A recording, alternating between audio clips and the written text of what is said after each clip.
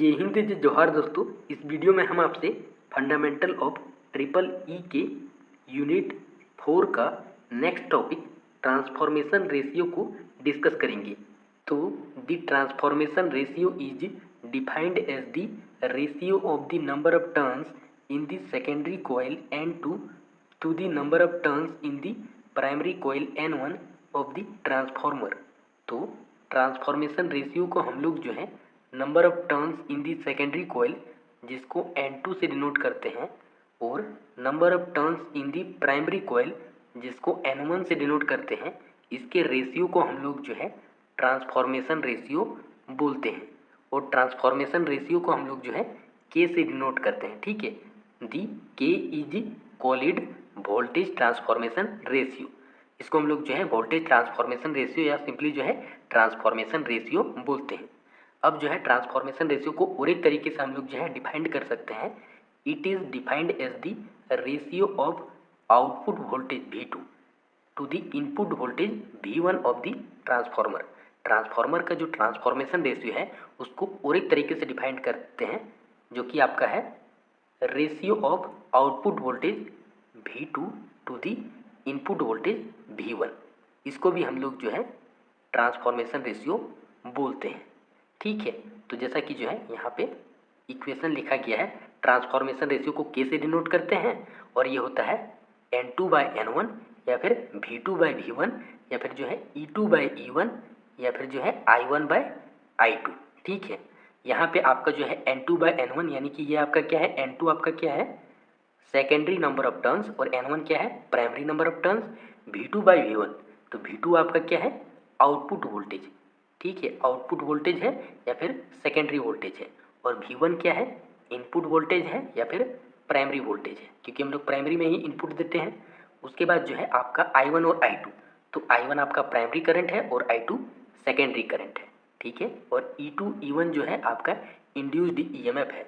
E1 आपका जो है प्राइमरी इंड्यूस्ड EMF है और E2 आपका सेकेंडरी इंड्यूस्ड EMF है।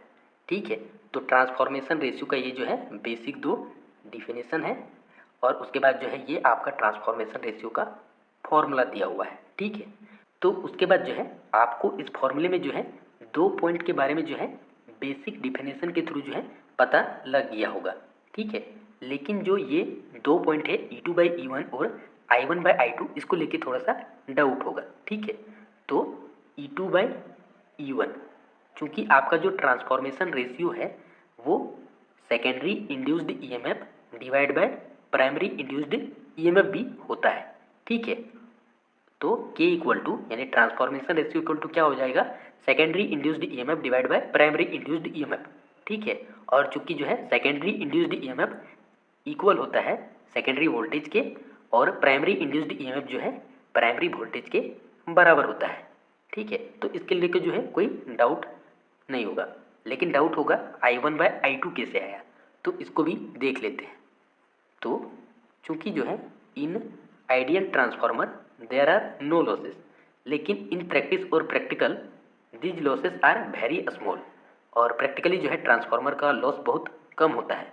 So that output power is nearly equal to the input primary power. इसलिए जो आपका आउटपुट पावर है या सेकेंडरी पावर है वो नियरली इक्वल होता है इनपुट पावर के या प्राइमरी इनपुट पावर के। ठीक है, देयरफॉर इनपुट या फिर जो है primary volt ampere are equal to the output secondary volt ampere. ठीक है, अब ये वोल्टा एम्पियर क्या है, तो आपका जो पावर होता है उसको हम लोग वोल्टा एम्पियर में लिखते हैं, अपरेंट पावर बोलते हैं इसको। ठीक है, इसको S से भी डिनोट करते हैं अपरेंट पावर को। ये S1 इक्वल टू क्या हो जाएगा S2, ये होता है आपका अपरेंट पावर। ठीक है, इसका यूनिट होता है आपका वोल्टा एम्पियर या फिर किलो वोल्टा एम्पियर। ठीक है, और ट्रांसफार्मर का रेटिंग चूँकि जो है KVA में होता है। ठीक है, तो यहाँ पर जो है आपका S1 इक्वल टू S2, तो ये आपका जो इनपुट पावर है ये क्या होता है V1 इंटू I1 और जो आउटपुट पावर है वो क्या होता है V2 इंटू I2। ठीक है, अब जब हम लोग जो है इसको V2/V1 करके लिखेंगे। ठीक है, जैसे यहाँ पर जो है V2 और V1 ये दोनों को एक साइड लाएंगे तो ये डिवाइड में इस तरह से आएगा, तो ये इक्वल होता है I1/I2 के। ठीक है, तो इस तरीके से चूँकि आपका V2/V1 जो है ट्रांसफॉर्मेशन रेशियो होता है, तो आपका जो है K इक्वल टू V2/V1, और चूँकि V2/V1 I1/I2 के बराबर है, इसलिए ये क्या होगा, I1/I2 K के बराबर होगा। यानी ट्रांसफॉर्मेशन रेशियो आपका क्या हो जाएगा, primary current divide by secondary current. इसको हम लोग जो है ट्रांसफॉर्मेशन रेशियो बोलेंगे। ठीक है, उसके बाद जो है स्टेप अप ट्रांसफार्मर और स्टेप डाउन ट्रांसफार्मर को देख लेते हैं। तो a transformer that increases the voltage from primary to secondary is called a step up transformer. ठीक है, एक ट्रांसफार्मर जो है प्राइमरी से सेकेंडरी में वोल्टेज को इंक्रीज करता है, उसको हम लोग जो है स्टेप अप ट्रांसफार्मर बोलते हैं।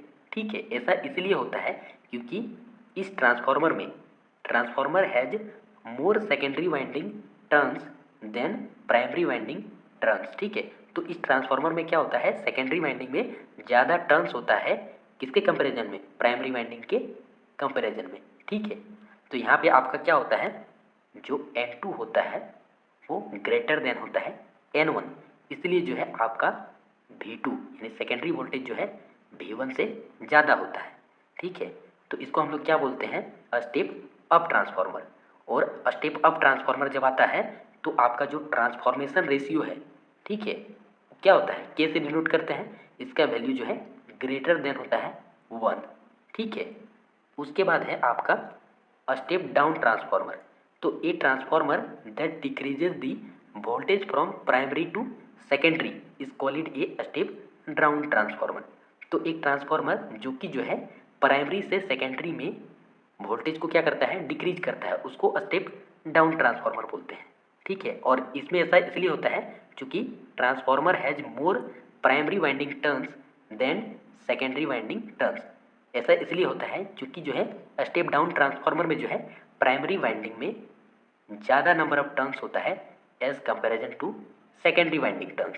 ठीक है, इसलिए जो है प्राइमरी का वोल्टेज सेकेंडरी से ज़्यादा होता है, इसलिए जो सेकेंडरी में वोल्टेज चूँकि कम आता है इस बार, तो इसको क्या बोलते हैं, स्टेप डाउन ट्रांसफार्मर। ठीक है, और जब हम लोग जो है स्टेप डाउन ट्रांसफार्मर का ट्रांसफॉर्मेशन रेशियो देखते हैं तो वो क्या होता है, 1 से छोटा होता है। ठीक है, उसके बाद जो है नेक्स्ट इंपॉर्टेंट पॉइंट है टर्न्स रेशियो। ठीक है, तो it is defined as the ratio of number of turns on the primary winding N1 to the number of turns on the secondary winding N2 of the transformer. तो turns ratio को हम लोग जो है ए से डिनोट करते हैं, और ये जो है रेशियो होता है number of turns on the primary winding जिसको N1 से डिनोट करते हैं, और to the number of turns on the secondary winding जिसको हम लोग N2 से डिनोट करते हैं। ठीक है, तो टर्न्स रेशियो क्या होता है, N1/N2। ठीक है, turns ratio equal to primary number of turns divide by secondary number of turns, a equal to N1/N2। और चूंकि आपका ट्रांसफॉर्मेशन रेशियो क्या होता है, secondary number of turns divide by primary number of turns. ठीक है, यानी कि आपका जो टर्न्स रेशियो है वो ट्रांसफॉर्मेशन रेशियो का क्या होता है, इनवर्सली प्रोपोर्शनल। ठीक है, यानी ए इक्वल टू क्या होता है, 1/K, या फिर आपका K इक्वल टू क्या हो जाएगा, 1/E। ठीक है, ट्रांसफॉर्मेशन रेशियो और टर्न्स रेशियो क्या होता है, एक दूसरे का इनवर्सली प्रोपोर्शनल। ठीक है, और उसके बाद जो है आपका ये स्टेप अप ट्रांसफार्मर और स्टेप डाउन ट्रांसफार्मर। ठीक है, तो स्टेप अप ट्रांसफार्मर में क्या होता है, हमको सेकेंडरी या आउटपुट वोल्टेज जो है ज़्यादा मिलता है। ठीक है, और स्टेप डाउन ट्रांसफार्मर में हमको क्या होगा, सेकेंडरी या आउटपुट वोल्टेज जो है वो कम मिलता है। ठीक है, तो ये दोनों चीज़ें जो है आपको अच्छे से याद रखना है। और उसके बाद ये आपका जो ट्रांसफॉर्मेशन रेशियो है, इसका जो फॉर्मूला है उसको भी याद रखना है, और ये बेसिक डिफिनेशन वगैरह। ठीक है, और बाकी जो है किसको क्या बोलते हैं उस सबको याद रखना है, और अगर एग्जाम में आता है तो लोग जो है आसानी से इसको लिख सकते हैं। ठीक है, तो मिलते हैं नेक्स्ट वीडियो में, तब तक के लिए जय हिंद।